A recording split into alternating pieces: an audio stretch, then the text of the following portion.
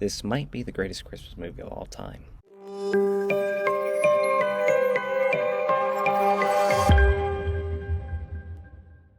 Arthur Christmas is a 2011 Sony animation film that tells the story of when one gift is misplaced on Christmas Eve, and it's up to Santa's youngest son, Arthur, voiced by James McAvoy, to deliver the gift before sunrise on Christmas morning. I first saw this film a couple years back, and I was really surprised at how good it was, how good the animation was, and how I'd never really heard anybody talk about it that much before. So with that perspective in mind, let's go right into the positives. The animation style and the imagination of this world is phenomenal. I appreciate how the film takes a different approach to how Santa delivers a gift and how the North Pole operates, making the process akin to a military operation that's swift, fast, and quick-moving versus Santa visiting each house one by one as we've seen in Christmas films before. So the film accomplishes a new perspective of how the North Pole operates, rather than giving us the same thing that we've seen before in other Christmas films. Additionally, I love the dynamic between the Claus family. I appreciate how they're not portrayed as a picture-perfect family. They have arguments, they have disagreements, and points of view, and it adds to a lot of the great story conflict within the movie. And not only that, the characters in this film are hilarious. In particular, the character of Grand Santa, voiced by Bill Nighy. His character had the most moments to shine with a bunch of his quips and dialogue. If you do wake the odd nipper, a whack on the head with a sock full of sand and a dab of whiskey on the lips they don't remember in the morning. Elf, wrap your head. We need a blunt instrument. Knock him out and regroup. And it was balanced so well that I never got tired or annoyed by it. And of course, there's James McAvoy's character of Arthur. McAvoy was able to express so much emotion and passion through his voice acting, and this works extremely well in favor for the film because through his character we care about this child who was missed. In a different film, I feel like the filmmakers would have tried to make us sympathize with his character by showing us a variety of scenes, but they don't do that here. All we're given is a letter and how much Arthur cares about this one child while everyone else doesn't.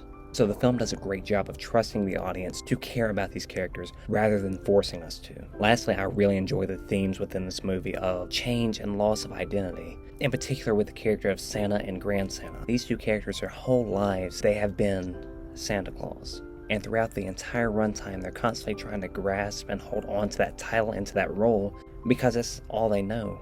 And for the character of Steve, that's all he looks forward to.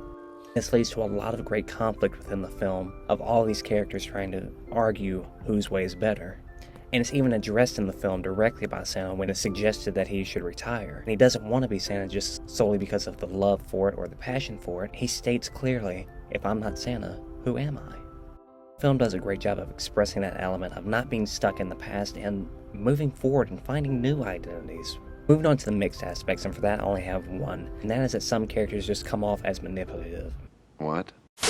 Manipulative in the film. For instance, when it's found out that a child is missed, Santa's initially upset, but Steve says no, this is only 0.0000%. The overall mission was a success. In the case of Grand Santa, he tells Arthur that all sleigh and everything's for Gwen. So why are we taking it? It's for Gwen. 8 beautiful reindeer. That's what she's dreaming of. The jingly bells, the sleigh on the roof. But in reality, he just wants to do it so he can prove that his way is better. So I understand that moves the plot forward, and that creates a lot of conflict. However, I just feel like it lessens these characters a lot, unfortunately. Now moving on to the negatives. And for that, I have none. I cannot think of one thing that I truly did not enjoy about this film. I actively looked for at least just one thing that just bugged me or that I didn't enjoy, but the film does such a great job of immersing you into the story and with these characters, and I can't think of any bad thing to say about it. So overall, I feel like this film is very underrated, unfortunately, in the fact that many people do not really discuss it when talking about their favorite Christmas movies of all time.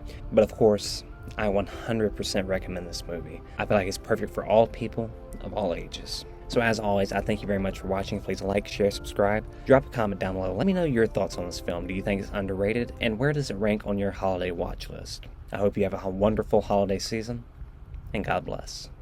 1941, World War II, I did the whole thing with 6 reindeer and a drunken elf. I was shot at, Arthur. Took 12 direct hits, lost 3 reindeer.